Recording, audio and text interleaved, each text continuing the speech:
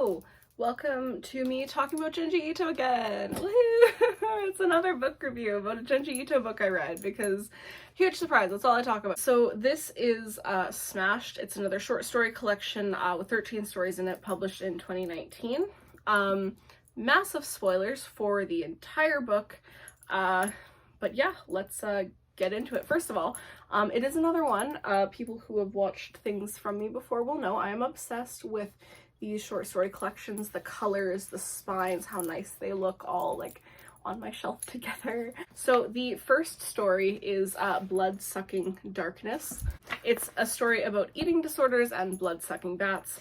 There is one panel with these hopping bats. I don't think it's the only place they hop, but it's really funny, and it shouldn't be funny. Like, I'm pretty sure this might be a translation thing because the bats are like hopping and going boing, boing, boing, boing, and I can't not laugh at it, but I don't think laughter was the intention. This is like the panel I'm talking about. Like, to me, that's funny. That's comical. I don't think it was meant to be that way, but it was, and so I laugh. It does, however, also couple itself with some really creepy imagery. Like, look at that face and tell me that's not terrifying. Ghosts of Prime Time is the next story. It's about two women who use ghosts to tickle people instead of just taking an improv class, and a man who doesn't laugh. They're literally tickling people like to death with ghosts because they're not actually funny, so they have to like tickle people to make them think that they are funny. Like, look at that. Yeah, it's good, but not particularly creepy. The next story is Roar.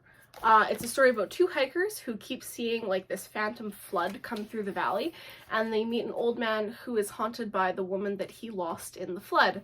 It's implied that the old man might be one of the guy's dads, and it just is sort of depressing. This old man just keeps trying to save his wife every day when she comes past, and he knows that she's a phantom, and she's like calling out for him, and yeah, like that's upsetting. So the next story is Earthbound. This one's pretty fucked up. It's a story about people racked by guilt until they become immobile in like weird positions. You know, things like that and like that. And then they eventually turn to stone and crumble. There's some really, really depressing shit in this one, and I don't actually, like, I don't want to spoil anything. I think this one, the reveal really pays off. I will say minor trigger warning for like some SA themes, because it's, yeah, also quite upsetting, but really creepy. Like, look at these poses. Death Row Doorbell is the next story. It's about a brother and sister who keep getting visited by the spirit of a death row criminal who is trying to apologize for killing their father and brother. It has sort of the same kind of ending as like Deserter or some of the other stories where it's like, we heard a noise outside and the noise is gone type thing. I didn't think it hit as hard as the Deserter ending. I think because we don't have that final creepy panel, which in Deserter was the thing that like really did it for me. So this one doesn't have that, although it is creepy, and I do really, really like some of the imagery that's used, especially relating to like this weird like ectoplasm stuff. I just think it's really, really cool. The Mystery of the Haunted House is a story about a super creepy haunted house and a boy who spits nails. It also features the return of one of, in my opinion, Junji Ito's most unsettling characters, which is the fashion model. It has some super creepy imagery in it, including a panel that affects me like a lot, actually, and like really, really creeps me out, which is this one. I hate that. I hate looking at it. And there are very few things in Junji Ito's work that I like actually hate looking at. It's that one, the one with the fashion model covered in blood, and the thing from Grease. I just, so gross. But it's really, really good, and it's actually legitimately scary.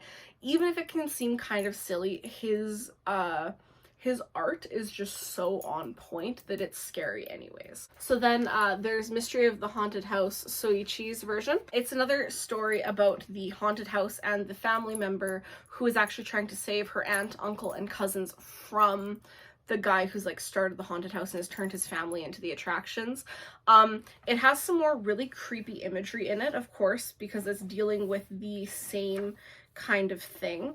We have another of the really creepy faces. Junji Ito, stop, please. Actually, don't stop because this is great, but like, I quite enjoy this one. So then we also have Soichi's beloved pet, which is, as you can guess, it's like a prequel when they were all still like kids, and it's sort of like how the haunted house family and the one guy in it like turns into this creepy guy. I will say, no cats get killed in this story. You can let your breath out, everything's fine, the cat is fine.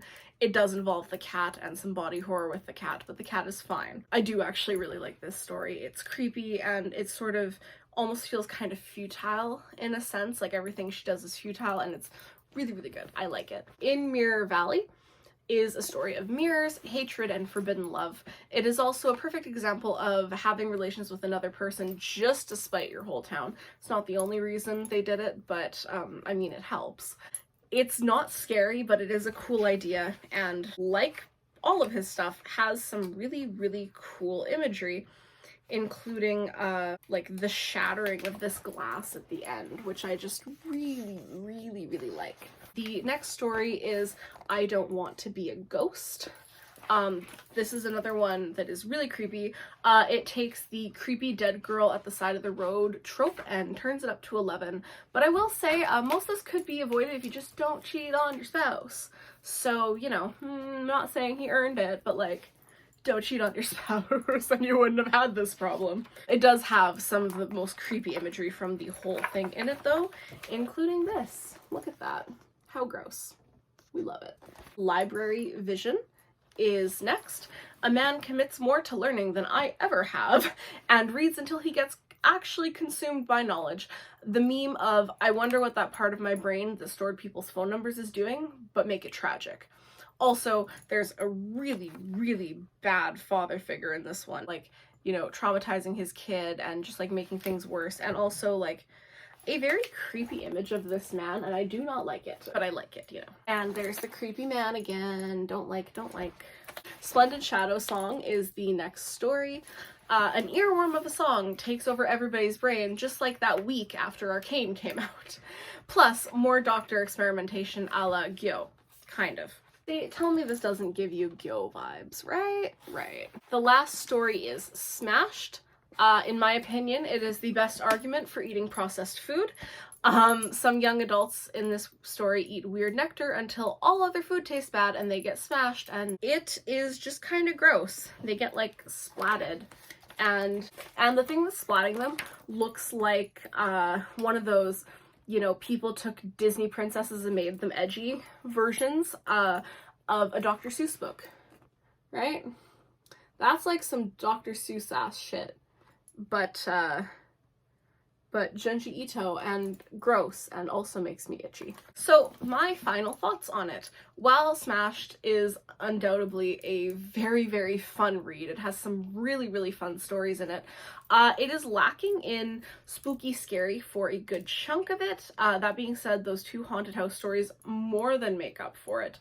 However, if you're looking to get super scared, I'd skip to like those ones for the most part. And then the one about the Library of Knowledge just for the creepy old man. If you're looking for just a fun, enjoyable read full of cool stories and cool art, this is the book for you. And that is my review of Smashed. Thank you so much for watching. Bye!